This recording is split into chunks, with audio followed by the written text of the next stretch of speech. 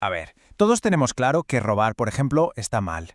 Pero, ¿y si lo hace un niño? ¿O si es para salvar una vida? La cosa se complica, ¿verdad?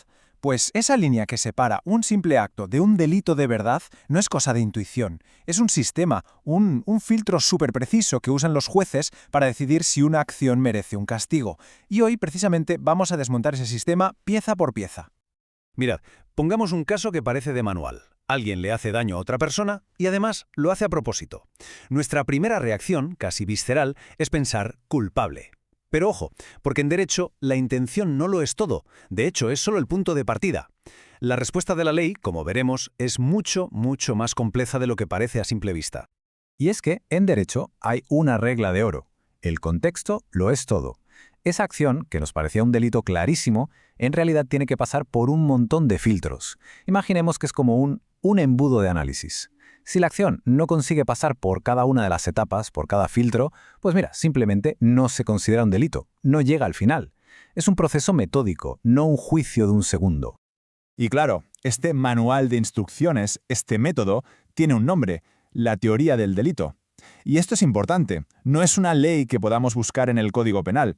Es más bien el método, el sistema operativo, por así decirlo, que usan los juristas para coger unos hechos, procesarlos y ver si de verdad encajan en la definición de un crimen. Pensemos en esto, por ejemplo, como una cadena de montaje. Una acción entra por un lado y tiene que ir pasando por varias estaciones. En cada estación se le tiene que dar el visto bueno, un check, para poder seguir. Pero si en una de esas paradas algo falla, si no pasa el control de calidad, ¡zas!, la cadena se detiene en seco. El resultado es que legalmente no hay delito, es, en el fondo, un mecanismo de seguridad del propio sistema para evitar condenas que no tocan. Pues bien, este es el mapa del recorrido. Son 4 pasos, 4 filtros clave. Primero, la acción. O sea, ¿la persona hizo algo realmente? Parece obvio, pero es el primer paso. Segundo, la tipicidad. ¿Eso que hizo está descrito como delito en alguna ley? Tercero, la antijuridicidad. Vale, está descrito como delito, pero ¿estaba realmente prohibido hacerlo en esas circunstancias concretas? Y por último, la culpabilidad. ¿Podemos echarle en cara a esa persona lo que hizo? Vamos a ir viendo cada una de estas paradas. Venga, empezamos. Vamos a juntar los dos primeros filtros, la tipicidad y la antijuridicidad. Juntos, en realidad, responden a una pregunta muy gorda y fundamental. ¿El hecho en sí mismo es ilegal? Fijaos que aquí de momento nos olvidamos de la persona, nos centramos solo en el acto. La pregunta es, ¿estamos ante un hecho ilícito? El primer filtro de estos dos es la tipicidad, y esto es bastante fácil de entender, es casi como un juego de encajar piezas. La pregunta es, ¿la acción que estamos mirando coincide con la foto robot de un delito que está escrita en el Código Penal?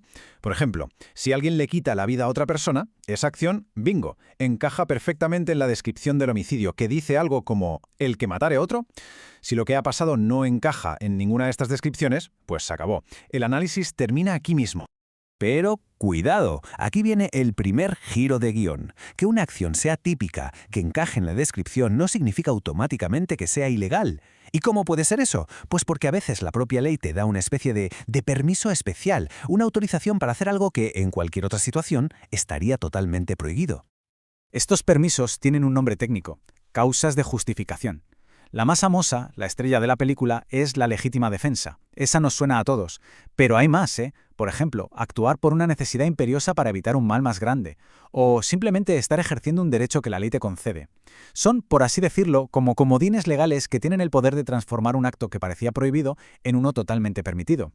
Vamos a verlo con un caso práctico que siempre ayuda. Imaginemos un mecánico que repara un coche. Termina el trabajo, pero el dueño no le paga la factura. Así que el mecánico le dice que no le devuelve el coche hasta que pague. La pregunta es, ¿se está apropiando de algo que no es suyo? Pues técnicamente la acción de retener el coche podría parecerlo, sí, el acto es típico, pero... Pues la respuesta es que no, no es un delito. ¿Por qué? Porque el mecánico está usando uno de esos permisos de los que hablábamos. Está ejerciendo un derecho. La ley le da lo que se conoce como derecho de retención, para asegurarse de que le paguen. Así que su acción, aunque a primera vista encajaba en la descripción de un delito, en realidad está justificada, es lícita. Y por tanto, el análisis para este caso se acaba aquí. Vale, perfecto. Sigamos avanzando en nuestra cadena de montaje. Imaginemos una acción que ya ha pasado los dos primeros filtros. Es típica y además es antijurídica. O sea, tenemos un hecho ilícito en toda regla. Pregunta, ¿ya tenemos un delito? Pues todavía no, aún no. Porque ahora tenemos que cambiar el foco. Hay que dejar de mirar el hecho y empezar a mirar a la persona, al autor.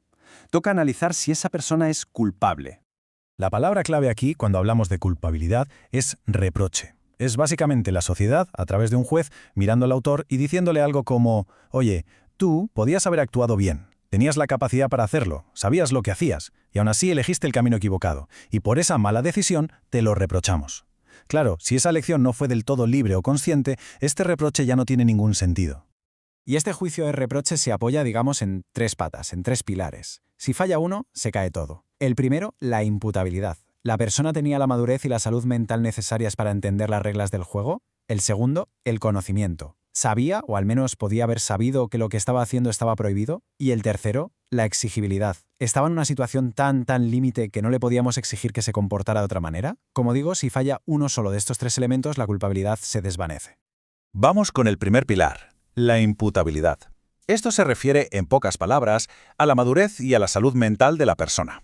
Un ejemplo clarísimo: alguien que sufre una enfermedad mental grave que no le permite entender lo que está pasando, no es imputable. Y lo mismo pasa con un menor de edad. Ojo, sus actos pueden ser ilícitos, pueden haber causado un daño, pero no se les considera culpables en el sentido penal. El segundo pilar, ser consciente de que lo que haces está mal. A ver, la ley da por hecho que todo el mundo conoce las normas básicas, ¿no? Como no matar o no robar. Pero, ¿y si alguien por una serie de circunstancias rarísimas y sin tener culpa está totalmente convencido de que lo que hace es legal? Esto es lo que los juristas llaman un error de prohibición invencible. Es algo súper excepcional, pero si se llega a demostrar, anula por completo la culpabilidad. Y llegamos al tercer y último pilar, la exigibilidad. Aquí la pregunta es tremenda. ¿Era humanamente posible pedirle a esa persona que actuara de otra forma? Pensemos en el típico caso del libro, de los alpinistas. 2 personas atrapadas, oxígeno solo para una, y una mata a la otra para poder sobrevivir. El acto es ilícito, por supuesto, pero ¿puede la ley exigirle a alguien que se deje morir? ¿Podemos como sociedad reprocharle a alguien su instinto de supervivencia más básico? La respuesta es que no.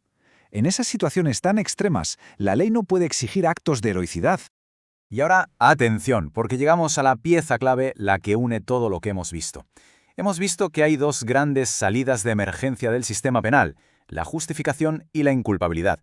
En ambos casos, el resultado es que no hay pena de cárcel, así que podría parecer que son lo mismo. Pero nada más lejos de la realidad. No lo son. La diferencia es muy sutil, pero las consecuencias son gigantescas. Aquí está la gran diferencia, el punto clave de todo esto. Un acto justificado como actuar en legítima defensa se considera un acto lícito. Para la ley es algo correcto, y por tanto no tiene ninguna consecuencia, ni pena ni obligación de indemnizar, 0. En cambio, un acto cometido por alguien que no es culpable, por ejemplo por una enfermedad mental, sigue siendo un acto ilícito. La ley lo ve como algo incorrecto, un daño que se ha producido y que hay que gestionar. Y por eso, aunque no haya una pena de prisión, sí que puede haber otras cosas, medidas de seguridad como un tratamiento o incluso la obligación de pagar una indemnización por el daño causado. Básicamente, la idea es esta. Si matas en legítima defensa, el acto es lícito. Caso cerrado, sin más consecuencias. Si matas por una enfermedad mental grave, el acto sigue siendo ilícito. No se te puede culpar, pero el daño está ahí y la sociedad tiene que dar una respuesta. Como veis, la diferencia entre lícito e ilícito no es solo una palabra, es un abismo de consecuencias legales. Y justo cuando parecía que ya teníamos la fórmula completa, que ya habíamos recorrido toda la cadena de montaje, aparece una última puerta de salida. Son casos súper específicos, muy raros, en los que tenemos un delito con todas las de la ley, es típico, antijurídico y culpable, pero por razones de política criminal muy concretas, la ley decide mirar para otro lado y no imponer un castigo. Hablamos, sobre todo, de 2 situaciones muy excepcionales. Por un lado, las llamadas excusas absolutorias. Aquí el delito existe, pero por motivos prácticos, por ejemplo, para no dinamitar la paz familiar en un pequeño hurto entre marido y mujer, pues la ley prefiere no meterse y renuncia a la pena. Y por otro lado, las condiciones objetivas de punibilidad. Aquí es como si el delito estuviera en pausa, esperando a que pase algo más. Por ejemplo, para perseguir un cheque sin fondos, hace falta que el perjudicado lo denuncie formalmente. Si no hay ese paso extra, no se puede castigar. Y con esto, ahora sí, tenemos el sistema completo, todo el recorrido, desde la acción inicial hasta el veredicto final. Un hecho tiene que pasar por cada uno de estos filtros, y además en orden. Primero acción, luego que sea típica, después antijurídica, que el autor sea culpable y, finalmente, que no haya ninguna de estas excepciones raras. Sí, y solo si una conducta sobrevive a todo este escrutinio, entonces, y solo entonces, podemos decir que estamos con todas las letras ante un delito. Lo que queda claro después de todo esto es que la ley no es una opinión, es un mecanismo, un proceso diseñado para ser lo más objetivo posible y sobre todo para proteger al individuo del poder del Estado. Pero claro, la pregunta final es casi inevitable. ¿Este mecanismo, por muy preciso que sea, es siempre sinónimo de justicia? ¿O es simplemente el mejor sistema que hemos sido capaces de crear para intentar evitar la injusticia? Y es justo ahí, donde acaba el derecho penal y empieza la filosofía.